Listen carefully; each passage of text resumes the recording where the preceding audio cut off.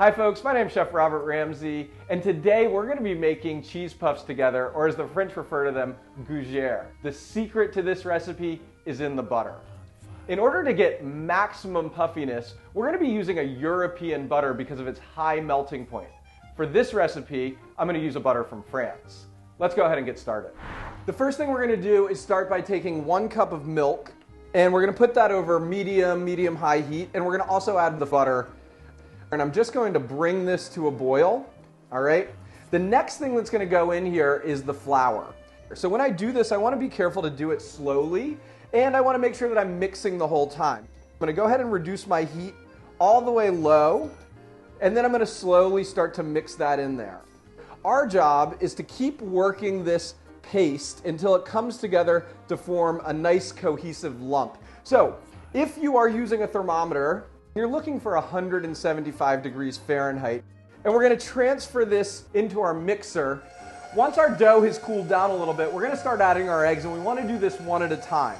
The batter is going to start to loosen up, and we're looking for something about halfway between a dough and a batter. Thick enough that won't run or spread when we pipe it out onto the sheet pan, but thin enough that we're able to pipe it into the shape that we're looking for.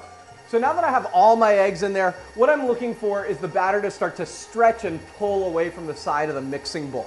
When I see that, I'm ready to add my last few ingredients. Kosher salt, black pepper, pinch of nutmeg, finely grated cheese. So now that we have our Gougeres batter ready to go, we're going to transfer it into a piping bag. So if you don't have a piping bag at home, don't worry about it. You can use a Ziploc bag. You're just going to fill up the Ziploc bag with your batter and then cut off the corner, and you can use that to pipe with.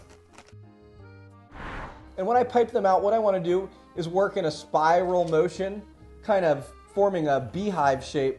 My goal here is to be nice and consistent. I want to keep my Gougeres really even. Otherwise, they won't cook evenly. All right.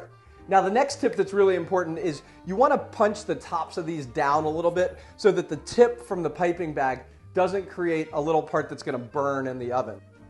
Beautiful.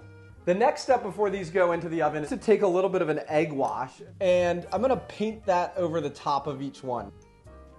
We're ready for the last step, to grate a little bit of cheese on top. All right, and that's it. We're ready to go into the oven, bake these off, and serve them hot. So 20 minutes in the oven at 400 degrees. I'm going to stop it and rotate about 10 to 12 minutes in to make sure they cook evenly. Let's do it. So our Gougeres are ready to go. They smell delicious. You can really get that nice buttery smell coming off of those. Let me just open one of these up here. With the Gougere, we're looking for a nice hollow center. That means that the butter has created that steam that allowed it to expand in the oven. Give us a really nice, light, fluffy Gougere. That's beautiful. All right, and there we have it, folks. That is our Gougeres. Really delicious, really simple way to start out your next cocktail party. Give this one a try with a glass of champagne and enjoy. So when you're ready to make Gougeres for your next party, you can find the recipe and lots more at tasteeurope.com. And when you're shopping for your ingredients, just make sure to look for a butter with these 3 words: product of France. Bon appetit!